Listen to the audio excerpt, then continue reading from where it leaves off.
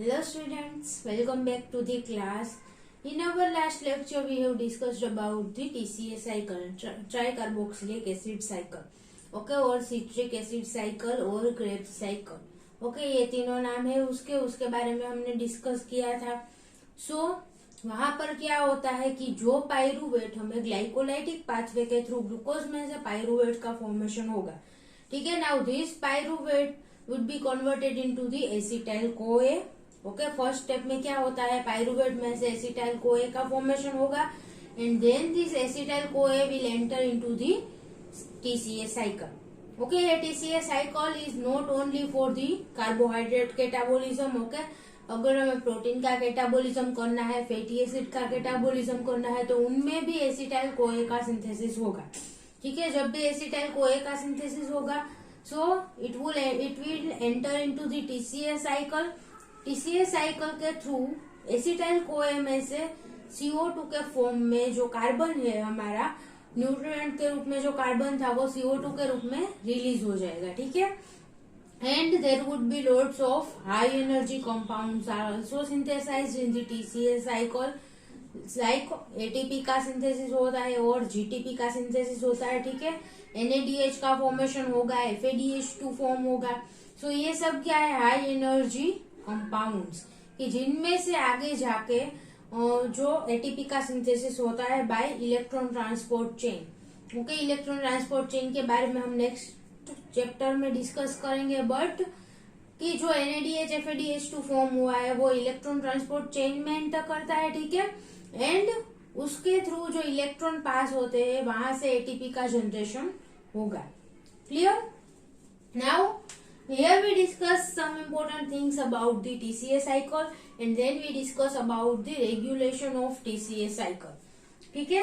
So in glycolytic pathway the energy captured is limited to no more than 2 ATP generated by the substrate level phosphorylation.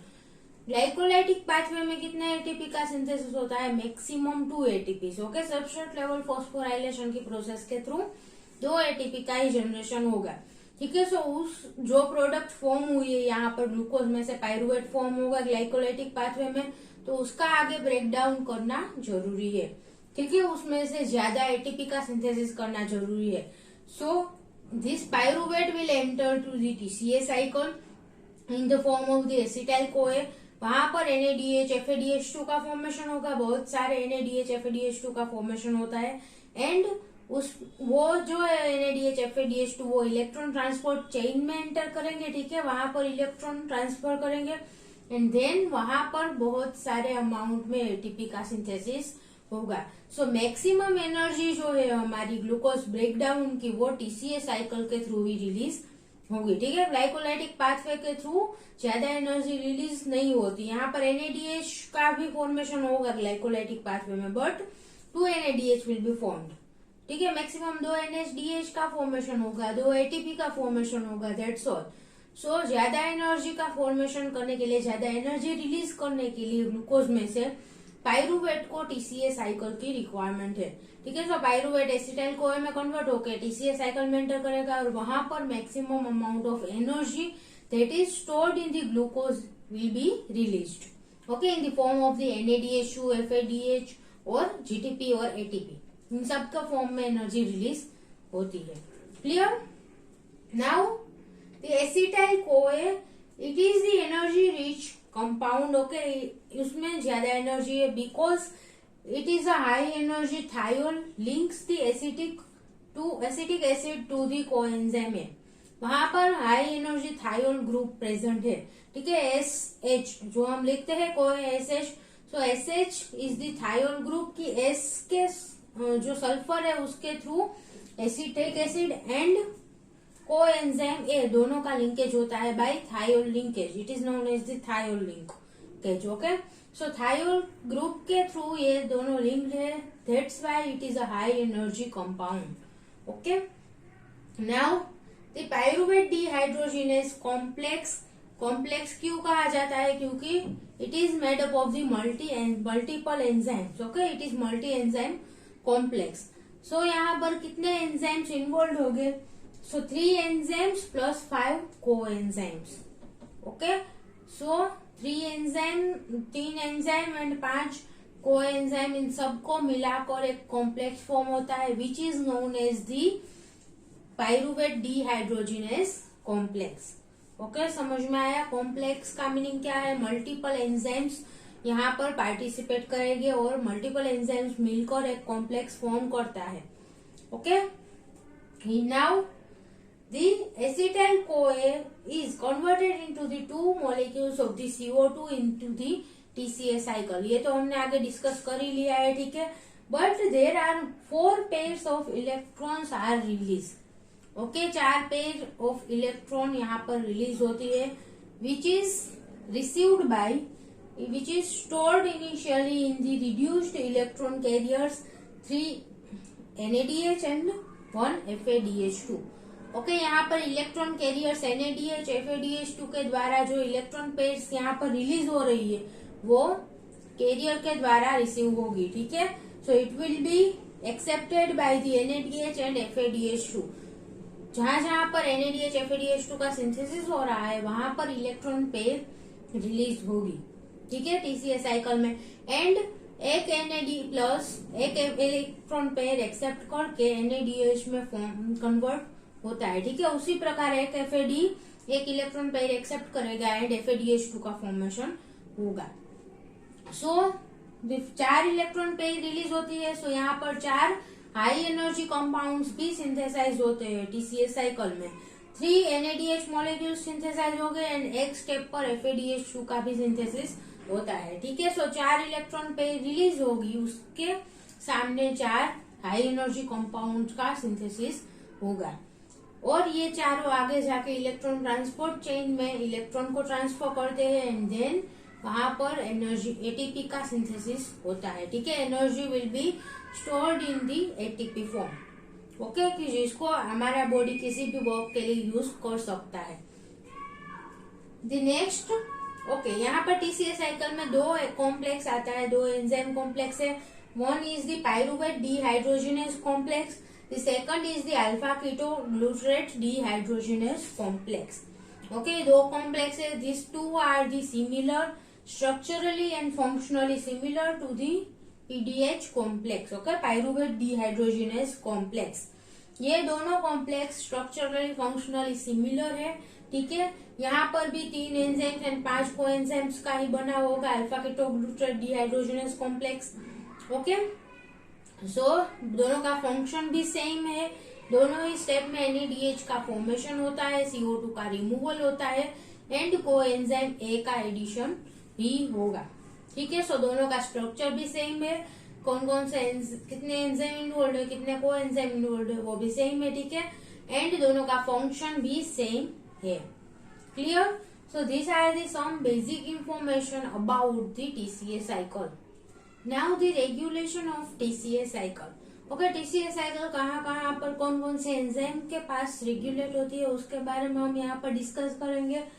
So first of all, regulation is governed by substrate availability, ठीक है। Regulation majority कहाँ किस तरह होता है यहाँ पर TCA cycle में नहीं सिर्फ, ठीक है, कोई भी पाथवे हो तो वहां पर रेगुलेशन कौन कौन से लेवल पर होता है। First is the substrate availability, ठीक है, जो पाथवे का सबस्ट्रेट है, स्टार्टिंग मटेरियल है, वो अवेलेबल होना चाहिए, ठीक है। सो सबस्ट्रेट अवेलेबिलिटी, अगर ज्यादा अमाउंट में सबस्ट्रेट प्रेजेंट है तो वो पाथवे को इनिशिएट करेगा और अगर कम अमाउंट में है तो पाथवे को स्टॉप करता है, ठीक है। Then second is the inhibition by accumulation of products. Products का अक्यूमुलेशन हो गया है, ज्यादा अमाउंट में प्रोडक्ट फॉर्म हो चुकी है तो वो पाथवे को इनहिबिट करता है, ठीक है। सो प्रोडक्ट के लेवल पर भी रेगुलेशन होता है। And third, allosteric feedback inhibition by the subsequent intermediates. Okay, allosteric inhibition का मीनिंग क्या है कि जो भी एंजाइम की प्रोडक्ट है वो ही एंजाइम को रेगुलेट करेगी, ठीक है। फीडबैक इनहिबिशन उसे कहा जाता है कि एंजाइम की प्रोसेस के थ्रू एंजाइम जिस भी प्रोडक्ट के फॉर्मेशन के लिए रिस्पॉन्सिबल है वो प्रोडक्ट फॉर्म होने के बाद वापस जाके उसी एंजाइम को इनहिबिट करती है, ठीक है। फॉर एग्जाम्पल यहाँ पर सिट्रेट का सिंथेसिस हुआ है तो अगर ज्यादा अमाउंट में सिट्रेट सिंथेसाइज हो गया है तो सिट्रेट जाके सिट्रेट सिंथेस एंजाइम को इनहिबिट करेगा, ठीक है। सो एंजाइम को उसकी प्रोडक्ट खुद इनहिबिट कर सकती है। So it is known as the feedback inhibition.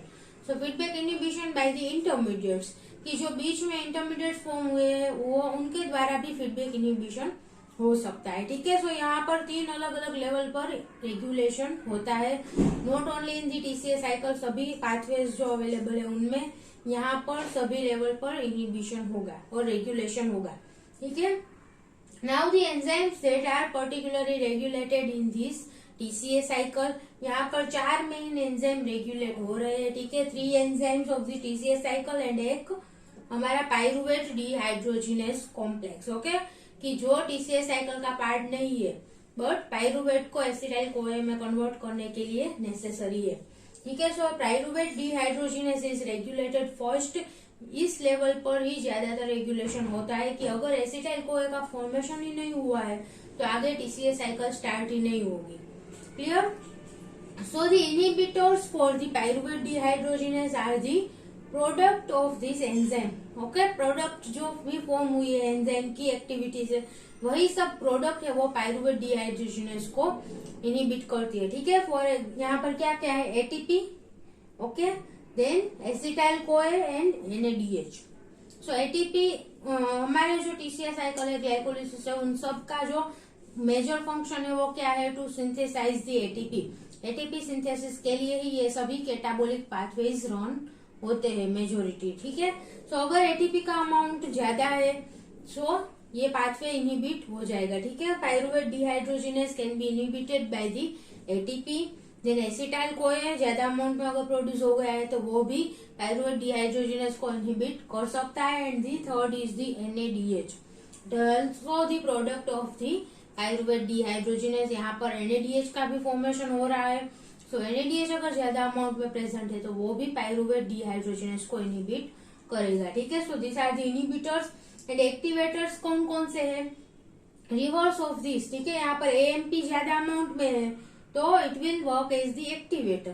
Then coenzyme A free form में ज्यादा अमाउंट में प्रेजेंट है तो वो भी एक्टिवेटर के रूप में वर्क करेगा। एंड एनएडी प्लस वो ज्यादा अमाउंट में प्रेजेंट है एनएडी प्लस, तो वो भी एक्टिवेटर की तरह वर्क करता है। ठीक है, सो जो सबस्ट्रेट है वो सब एक्टिवेटर के रूप में वर्क करेंगे। ठीक है, एंड जो प्रोडक्ट है वो इनहिबिटर के रूप में वर्क करते हैं। Okay, now the next enzyme which is citrate synthase. Okay, ये 3 जो एंजाइम है वो क्या है, टीसीए साइकिल के एंजाइम्स है। Okay, citrate synthase, then isocitrate dehydrogenase and alpha ketoglutarate dehydrogenase. इन 3 लेवल पर टीसीए साइकिल का मेजोरिटी ऑफ रेगुलेशन होता है। So citrate synthase inhibitors for the citrate synthase are the NADH, then ATP, succinyl CoA and citrate. These all are the inhibitors for the citrate synthase. Okay, ATP and NADH तो majority amount में सभी जगह पर आएंगे, क्योंकि ज्यादा amount में NADH का सिंथेसिस हो गया है या फिर ज्यादा अमाउंट में ATP का सिंथेसिस हो गया है तो आगे कोई भी ब्रेकडाउन का पाथवे रन करने की जरूरत नहीं है। ठीक है, टीसीए साइकिल को आगे कंडक्ट करने की जरूरत नहीं है। So NADH and ATP will work as the inhibitor for most of the enzymes. Then succinyl CoA will also work as the inhibitor here. Okay, and citrate is the product of the citrate synthase, so वो भी यहाँ पर citrate synthase को inhibit कर सकता है। ठीक है, and the activators for the citrate synthase is the ADP.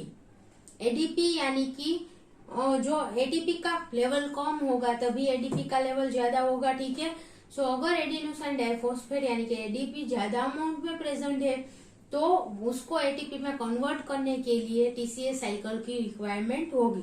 ठीक है, so it will work as the activator for the citrate synthase. The next is the isocitrate dehydrogenase. Okay, यहाँ पर भी क्या हो रहा है, एनएडीएच का सिंथेसिस होगा। ठीक है, so inhibitors for this isocitrate dehydrogenase is ATP and NADH. These both will work as the inhibitors and activators के रूप में क्या होगा, ADP. Okay, same as the citrate synthase. ADP will work as the activator for the majority of the enzymes, क्योंकि ADP का amount ज्यादा है, इसका मीनिंग क्या है कि ATP कम होगा। ठीक है। Energy compound, high energy compound जो एटीपी एनर्जी के रूप में हम यूज करते हैं वो कम प्रेजेंट होगा। So ADP will work as the activator and ATP will work as the inhibitor. Okay, the fourth enzyme is the alpha ketoglutarate dehydrogenase. The inhibitors for the alpha ketoglutarate dehydrogenase are the succinyl CoA plus NADH. Okay, succinyl CoA it is the product of the enzyme. Okay, and NADH का भी synthesis उस step पे हो रहा है. So both are the product for the alpha ketoglutarate dehydrogenase enzyme. So दोनों ही जाके इसको इनहिबिट कर सकती है। ठीक है, जो प्रोडक्ट इनहिबिशन है वो फीडबैक इनहिबिशन भी कहा जाता है उसे। ओके, यहाँ पर सिर्फ दो ही लिखे हैं, एटीपी भी इसको इनहिबिट कर सकता है। Okay, next, the availability of ADP is very important for the TCA cycle to proceed. Okay, सारे एंजाइम का रेगुलेशन देख लिया हमने, बट टीसीए साइकिल को प्रोसीड करने के लिए जो सबसे ज्यादा अवेलेबिलिटी है वो किसकी चाहिए होगी? ADP. ADP is the most important compound for the TCA cycle to the run. अगर एडीपी ज्यादा अमाउंट में प्रेजेंट है तो ही टीसीए साइकिल रन होगी आगे। ठीक है, this is because of the insufficient level of the ADP. अगर एडीपी सफिशिएंट लेवल में प्रेजेंट नहीं है हमारे साइटोप्लाज्म में, then it will work as the oxidation of NADH and FADH2 through the ETC is stopped. Okay, NADH FADH2 का जो ETC यानी कि इलेक्ट्रॉन ट्रांसपोर्ट चेन के द्वारा ऑक्सीडेशन हो रहा है एंड वापस NADH में से NAD प्लस का फॉर्मेशन होगा एंड FADH2 में से FAD का फॉर्मेशन होता है इलेक्ट्रॉन ट्रांसपोर्ट चेन में। ठीक है, सो वहां पर एटीपी का सिंथेसिस होगा और उसके लिए एडीपी की रिक्वायरमेंट है। सो अगर एडीपी इनसफिशिएंट लेवल में प्रेजेंट होगा, सफिशिएंट अमाउंट में प्रेजेंट नहीं होगा, तो NADH FADH2 का ऑक्सीडेशन स्टॉप हो जाएगा। ठीक है, इलेक्ट्रॉन ट्रांसपोर्ट चेन के थ्रू जो NADH FADH2 का ऑक्सीडेशन हो रहा है वो स्टॉप हो जाएगा। Okay, and this will leads to the accumulation of the NADH FADH2। NADH FADH2 का ऑक्सीडेशन नहीं होगा, उसका ब्रेकडाउन वापस से FAD एंड NAD प्लस में नहीं होगा, तो क्या होगा कि NADH FADH2 का एक्यूमुलेशन होगा, उसका अमाउंट इंक्रीज हो जाएगा। Okay, and this will lead to the inhibition of enzymes. Enzymes का इनहिबिशन हो जाएगा, ज्यादा अमाउंट में NADH प्रेजेंट है, FADH2 प्रेजेंट है, तो वो इनहिबिटर्स के रूप में वर्क करके एंजाइम को इनहिबिट कर सकते हैं। ठीक है, so it will inhibit the enzymes and also limits the supply of the NAD plus and FAD which are essential for the TCA cycle to proceed. अगर NADH FADH2 एंजाइम को inhibit नहीं करेंगे, फिर भी जो TCA साइकिल के लिए हमें as a substrate NAD plus FAD की रिक्वायरमेंट है वो फुलफिल नहीं होगी। ठीक है, क्योंकि मेजोरिटी अमाउंट में NAD एंड FAD जो है वो रिड्यूस्ड फॉर्म में कन्वर्ट हो चुके हैं। ठीक है, NADH एंड FADH2 में कन्वर्ट हो चुके हैं। सो NAD प्लस एंड FAD वो सफिशिएंट अमाउंट में प्रेजेंट नहीं होगा। Clear? So NAD plus and FAD की उसकी इनसफिशिएंसी में हम TCA साइकिल रन नहीं कर सकते। ठीक है, so NAD plus and FAD will be decrease because of this and which leads to the stop in the TCA cycle. Okay, इसकी वजह से TCA साइकिल स्टॉप हो जाएगी। सो मेन एडीपी की सफिशिएंट अमाउंट में एडीपी प्रेजेंट होना जरूरी है टीसीए साइकिल को रन करने के लिए। आपको लगता होगा कि टीसीए साइकिल में एटीपी का जनरेशन तो हो ही नहीं रहा है। ठीक है, कि एटीपी जनरेट हो रहा है और उसकी जगह पर भी जीटीपी का जनरेशन हो सकता है, बट एडीपी तो यहाँ पर ज्यादा इम्पोर्टेंट नहीं होगा। ठीक है, बट अगर एडीपी प्रेजेंट नहीं है सफिशिएंट अमाउंट में तो वो कहाँ पर अफेक्ट करेगा? NADH FADH2 के ऑक्सीडेशन में। ओके, इलेक्ट्रॉन ट्रांसपोर्ट चेन के थ्रू एंड NADH FADH2 का अमाउंट इंक्रीज हो जाएगा, तो वो उसकी वजह से क्या होगा? एंजाइम्स का इनहिबिशन हो जाएगा plus insufficient amount of the NAD plus and FAD, इसकी वजह से TCA साइकिल भी स्टॉप हो जाएगी। Okay, so this is the overall regulation of the TCA cycle.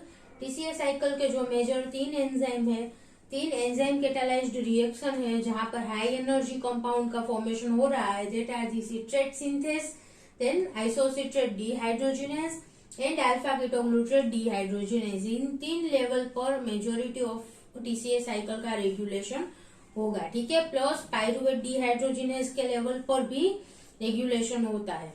Clear?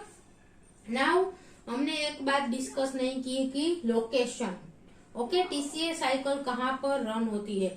हमने ग्लाइकोलाइसिस के बारे में डिस्कस किया था कि वो साइटोप्लाज्म में होता है, ठीक है। ग्लाइकोलाइसिस और ग्लाइकोलाइटिक जो एंजाइम्स है वो साइटोप्लाज्म में प्रेजेंट है।